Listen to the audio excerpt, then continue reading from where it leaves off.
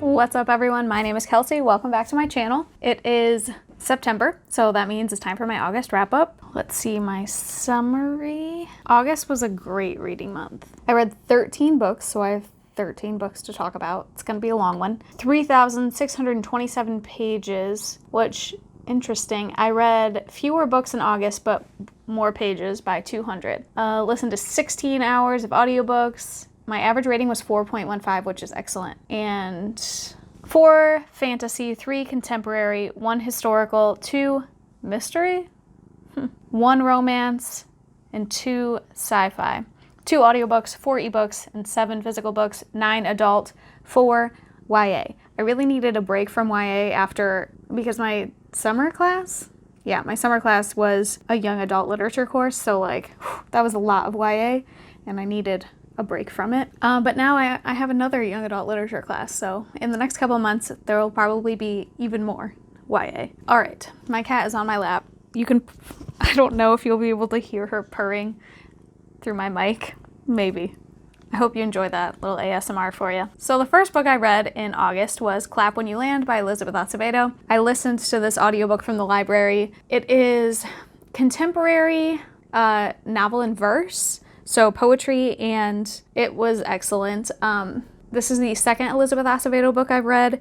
She also wrote The Poet X, which was a novel in verse. I haven't read her other book, which was just prose novel, but I really love the way she writes her poetry. It's just really lovely, and the audiobook was excellent.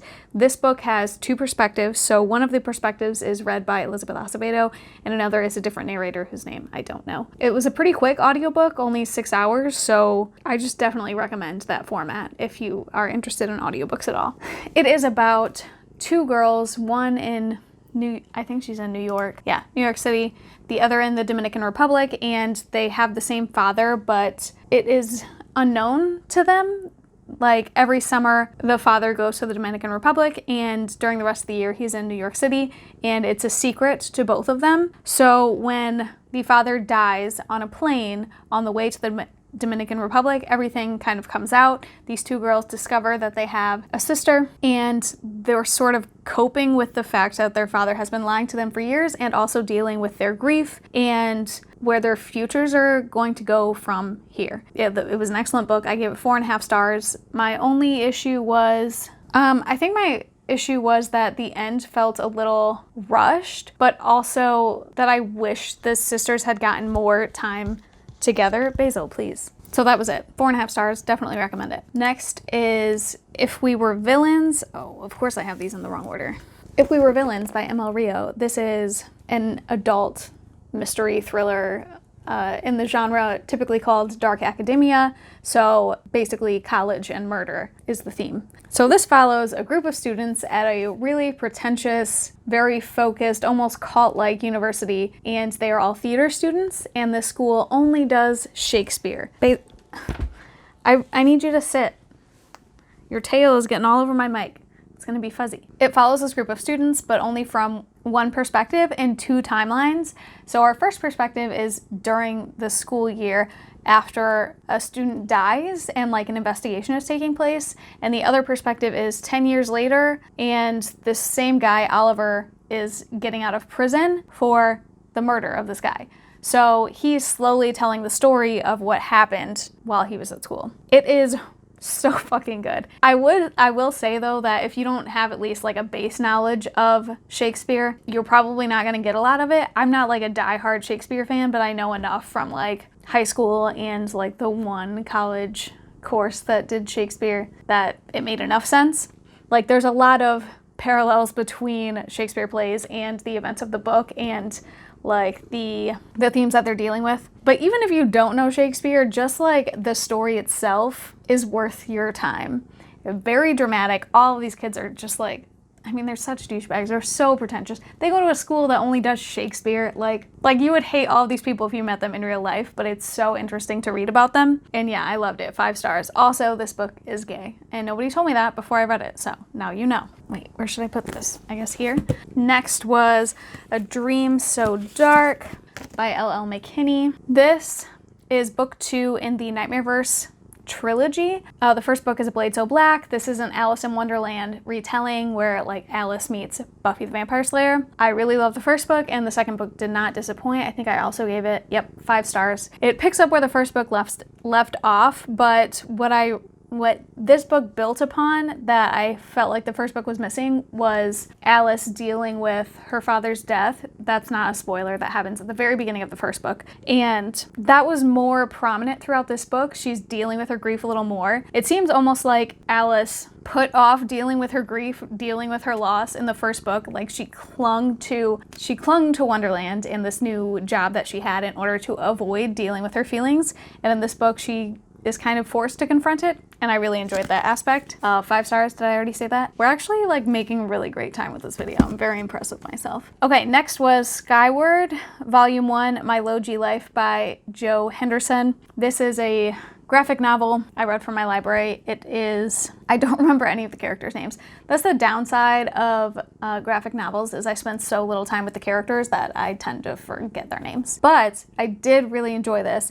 It follows this girl in the near future where when she was a very young child, gravity disappeared from Earth and her mother died during this. And because of that, her father became kind of a shut-in. He's afraid to go outside. He's afraid of this no gravity world. And our main character has like completely embraced this life. She's never known anything different. And we sort of slowly uncover this conspiracy from when her dad was young and this partnership that he had with another guy and these sort of scientific discoveries that he was making. And, you know, capitalism, you know. It was really good. I gave it 5 stars. It was surprisingly emotional. Like, it really got me fucked up at the end, so be ready for that. Next was Seaswept by Nora Roberts. I was actually doing a reading vlog when I started this and when I finished it, so if you want like detailed thoughts throughout the book, you can check out that vlog. I'll link it up above. But I did not enjoy this. This was a reread from when I was young. My intent was to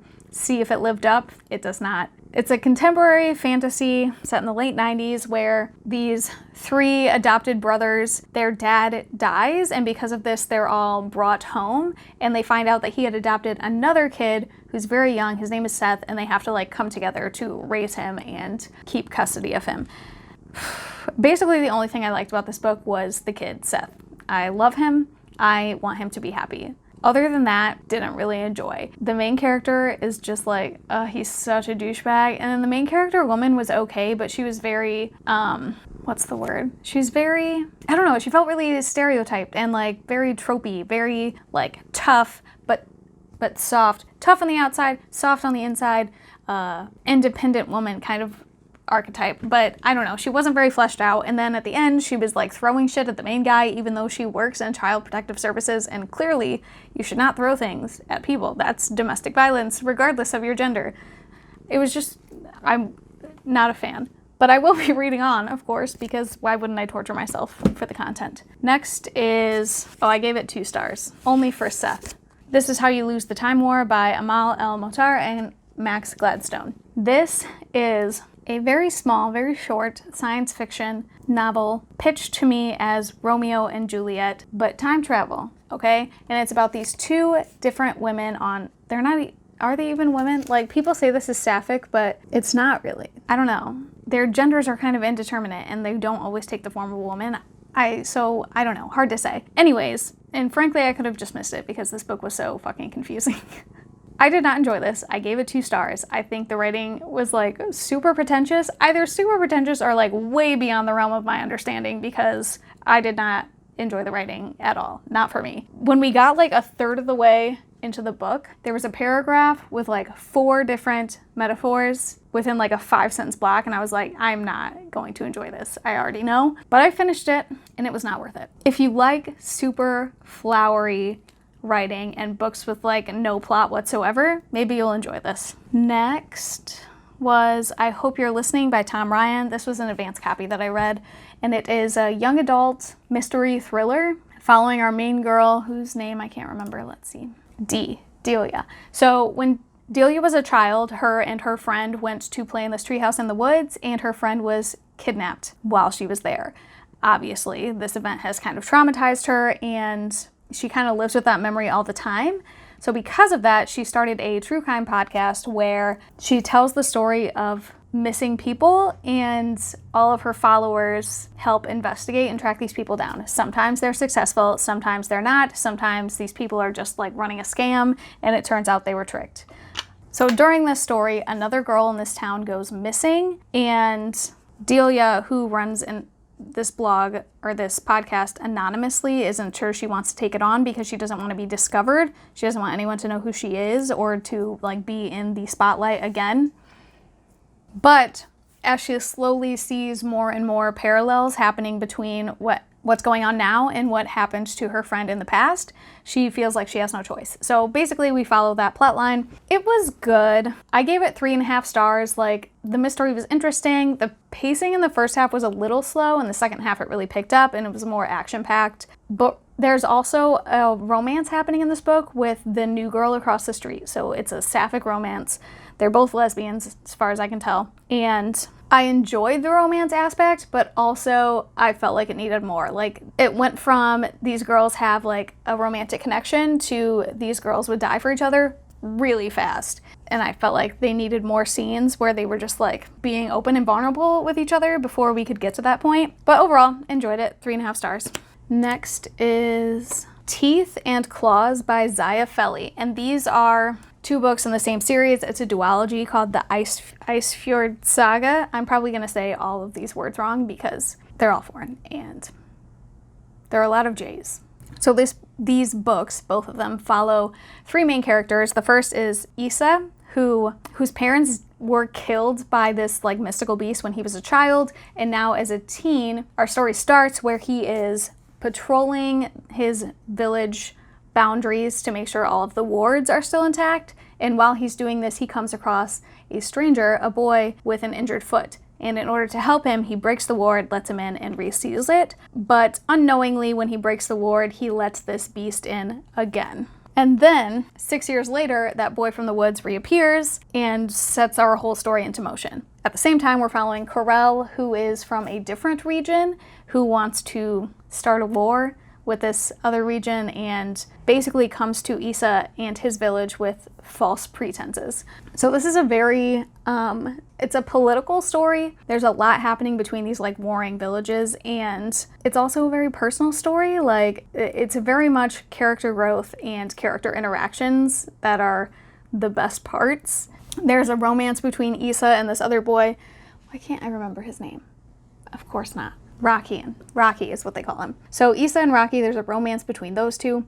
Super slow burn. Like you don't even get any sort of romantic, like outright romantic, what is the word?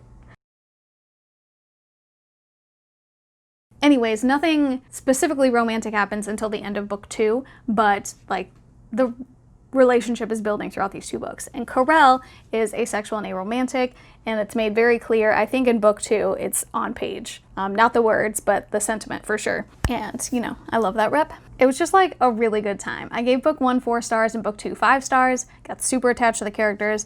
I would definitely recommend it. Oh, I don't even think I mentioned, but this is like a Viking fantasy. Never read anything of the sort. It was great. Okay, next is Everything I Never Told You by Celeste Ng. I read this as an audiobook from the library. It follows a family in the 70s, I believe. Yes, 70s in small town Ohio. We get several shout outs to Toledo, so that's cool. I said that really cheerily, but this book is kind of sad. So at the very beginning of the book, this family's middle daughter, Lydia, is found dead, drowned in a lake. And we basically follow this family from different perspectives in the aftermath of what happened, trying to deal with what they do and do not know about their daughter and how they've kind of fucked up their family from the beginning. So it goes well into their past when this couple first meet and the childhoods of the other children. And it was just super interesting, very character driven, very, very much about the family relationships between all of these characters. And I really enjoyed it. It's super atmospheric. It also touches on like racism in the 70s because the father in this family is Chinese, but he was born in the US, and like he's been dealing with that racism his whole life, and it kind of informs a lot of the choices he's made. So you deal with that a lot, and you kind of see how it affects like this family's favoritism of this daughter Lydia. And it was just really interesting the way the dynamics in this family work. Let's see, what did I give it? 4 or 5 stars? 4.5 stars. It was a little boring at the beginning, but once we got deeper into like the history of the couple's relationship, that's when I started getting really attached to the story. Okay, next is Watch Us Rise by Renee Watson and Ellen Hagan. This is a young adult contemporary. It follows these two characters, Jasmine and Chelsea, who attend a very liberal private school but are both frustrated by the fact that neither of their clubs, and they're required to be in clubs, are focused on women's rights or even interested in women's rights or intersectional feminism, to be specific. And they decide to start their own club, a writing and other creative action club that focuses on feminism. In addition to that plot line, we're also dealing with the fact that Jasmine's father has cancer and is dying. So that was really well done and hard to read at times, but I think it was really sensitively written, and really one of the things I really liked about it was how Jasmine has to like figure out how to go on like living her life even while her father is dying, because you can't just put your life completely on hold while you're dealing with something so hard. You just have to keep doing things. Like you have to go to school and you have to deal with your clubs, and you have to like, it's really hard, but good to read. I also, I enjoyed all of the, this is sort of mixed media, so there are drawings in here, but also you get their actual poems and essays and stuff that they post on their blog, and those bits I enjoyed quite a bit. Some of their poems I thought were really good and, hit me pretty hard. My downsides for this book are that, it kind of missed the mark on some of the intersectional bits. It discussed fat phobia quite a bit, and intersections of race and feminism, and what else did it really touch on? I mean, those were the biggest parts, but it didn't touch on ableism at all, I think. There was even this one part in the book where one of these guys calls her crazy, and she says you shouldn't do that, it's used to silence women, but it's also super ableist, and you just shouldn't call people crazy as a way to shut them up. It also doesn't talk about sexuality or gender very deeply. Trans people are not mentioned at all in this book, and the female symbol is used quite a bit, and the female symbol by itself isn't necessarily exclusionary, but it is super often used by TERF groups. So the fact that it was used so much in this book made me a little uncomfortable. But yeah, those are my critiques. I gave it 4 stars. I feel like this would be a really great book for teens who are new to feminism and would enjoy this kind of the starter aspects of this. Okay, next was The Poppy War by R.F. Kuang. This was a reread for me. I reread it for the Book Push book club.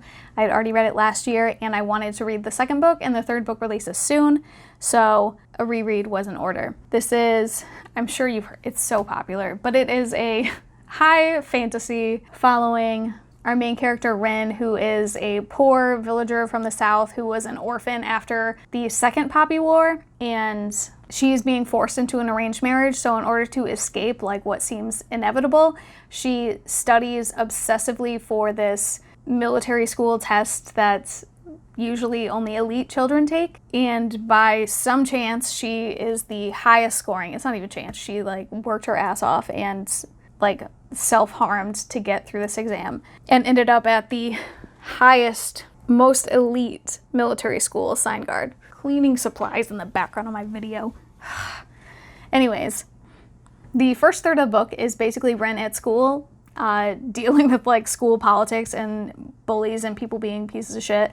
And then after the first third, there's a very rapid turn into serious, heavy military and war plot lines. It gets very dark very fast, and the first time I read it, I thought the school part was boring, but this time when I read it, I could have read a whole book of Ren at this school. And I really think that's just because I got so attached to her as a character. I don't want to talk too much about this because it was a reread, and maybe I can find the original wrap up if you want to see more of my thoughts.